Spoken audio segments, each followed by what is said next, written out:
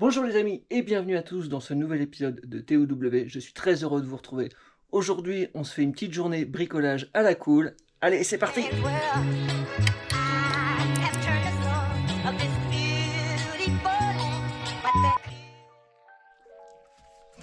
Aujourd'hui les amis, on est dimanche et on va bricoler sur la 65.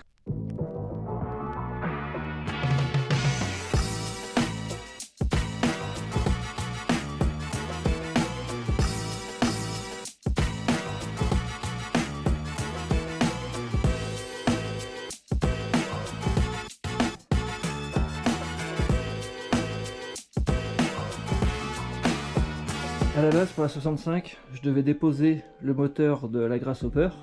C'est toujours prévu, mais je vais patienter un tout petit peu. Parce qu'il y a un gros truc qui se prépare. C'est en pourparlers, il n'y a rien de sûr. Donc, mais je préfère attendre un petit peu. Je vous en parlerai quand ce sera sûr. Je croise vraiment les doigts pour que ça se fasse, parce que ça peut être une grosse dinguerie. Voilà, donc là j'ai reçu des pièces. Donc ça, je l'avais acheté chez Damien, qui m'avait dit que le câble d'embrayage était mort. Enfin, qu'il était mort. Il a fallu qu'il le coupe parce que le papillon est complètement bloqué. Donc je vais essayer de le chauffer, voir si je peux le récupérer. Et j'ai le câble d'embrayage à changer. Ça, c'est un peu chiant à faire. J'ai reçu des pièces. Alors, tac. On a les amortisseurs arrière à changer. Des durites de frein. Et ça, c'est la butée d'embrayage. J'ai aussi acheté un support de pare-soleil car j'en ai un qui est mort. Et les amortisseurs avant Bilstein, c'est pas pour elle, c'est pour une autre. Mais ça, je vous en parlerai plus tard.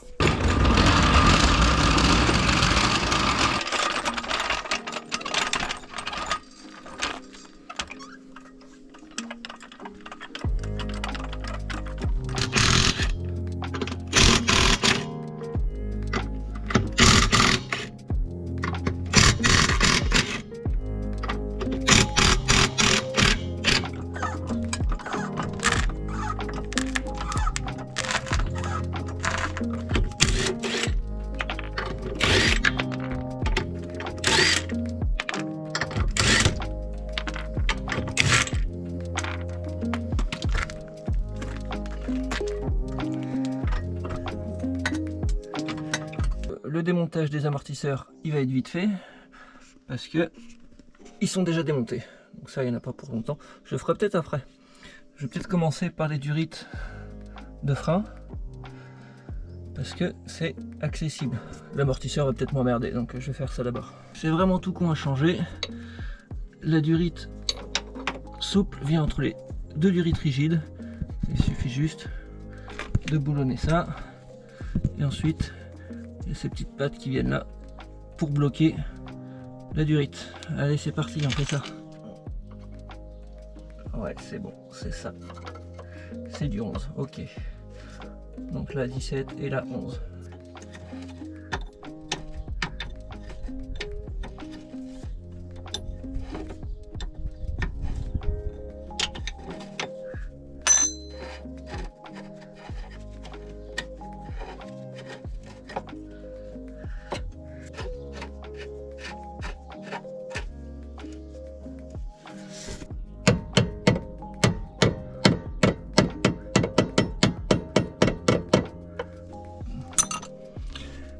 Et voilà, ça c'est changé, c'est propre.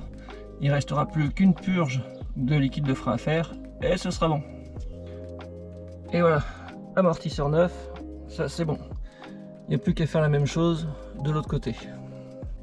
Je vois pas en quoi mes anciens amortisseurs étaient morts. Je comprends pas. Bon voilà, ce côté là c'est bon. Je remonte la roue et j'attaque l'autre côté. Je vais pas vous détailler tout l'autre côté complètement, c'est la même chose.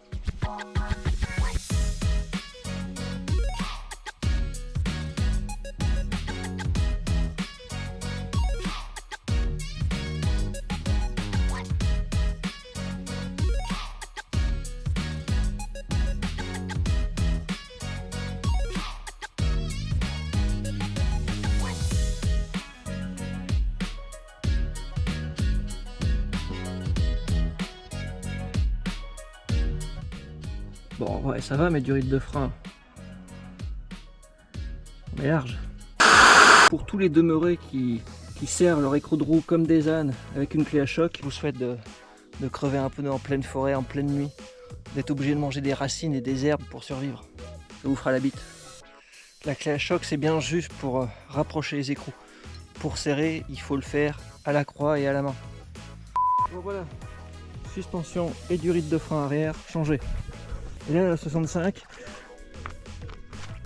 et ben elle a retrouvé de l'amortissement. Il est midi, on va s'accorder une petite pause quand même.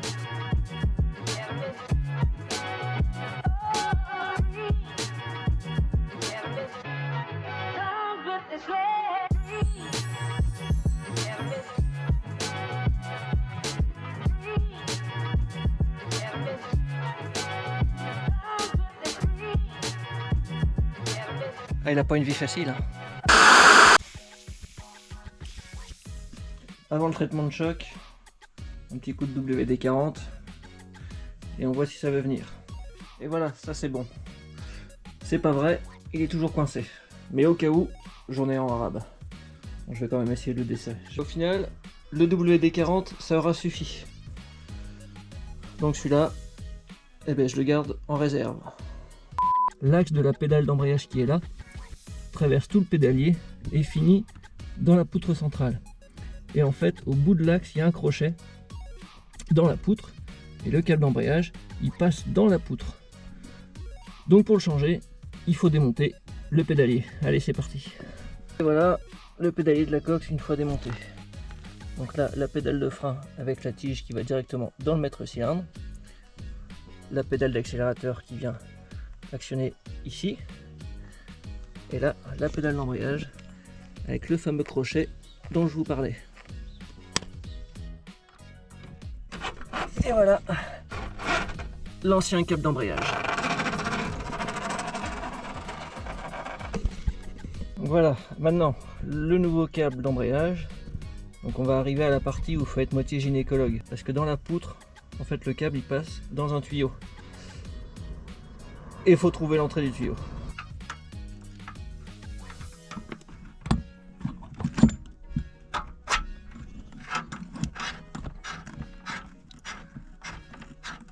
Le petit tips pour éviter que le câble il se barre quand vous enquillez le pédalier dans la colonne, c'est de mettre un petit rilsan. Ça va le maintenir à peu près en place. Ça, c'est remonté. Non sans mal, ça a toujours été chiant à faire ça. Donc il suffit de relier le câble d'embrayage à la boîte de vitesse et on sera bon. Et voilà, le câble d'embrayage, c'est bon, il est tendu. On fera peut-être le retourne une fois le moteur en place, mais je pense que ça va être fin de chantier pour aujourd'hui. On va se laver les mains, puis peut-être se boire une bière, tiens. J'en ai profité que la coque c'est pas de moteur pour retendre le câble d'embrayage dans le compartiment moteur. Mais on peut y accéder aussi assez facilement en démontant la roue. Le câble d'embrayage il est juste derrière. Si jamais vous avez le moteur en place, tu démontes ta roue et tu peux y accéder. J'ai plus qu'à ranger mon merdier moi. Et puis ranger la voiture.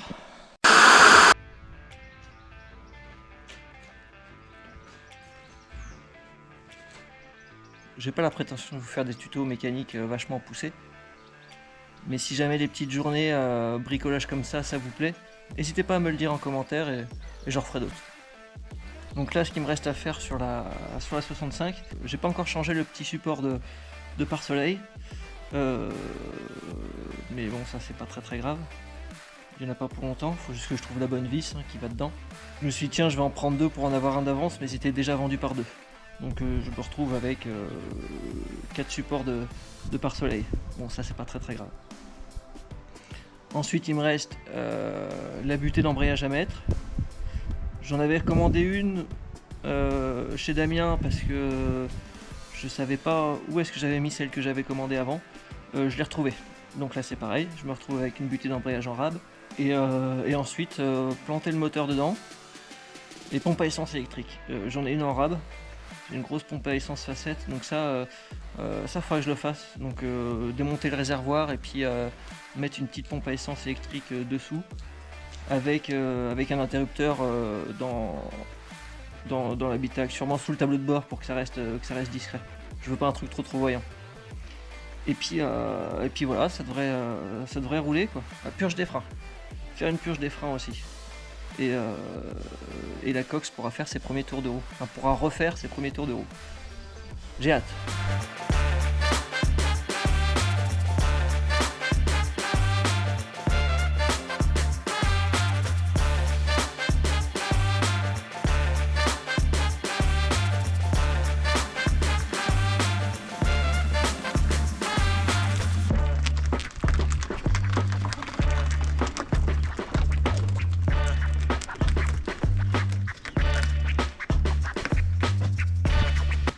Voilà, la 65, elle est rangée.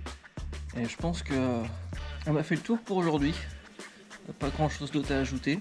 Celle-ci aussi, je vais vous en parler très bientôt. Je pense que là, psychologiquement, vous n'êtes pas prêts. Les puristes encore moins. Et voilà les amis, c'est tout pour aujourd'hui. Merci à tous d'avoir suivi cet épisode. J'espère que ça vous aura plu. N'hésitez pas bien sûr à liker, à partager et à commenter. C'est super important pour le référencement. Je vous mets en description mes réseaux sociaux, Facebook et Instagram, si vous voulez me rejoindre. Et je vous donne rendez-vous mercredi prochain, 19 h. Donc si tu veux rien louper, tu t'abonnes et tu cliques sur la petite cloche des notifications. Ciao, bisous!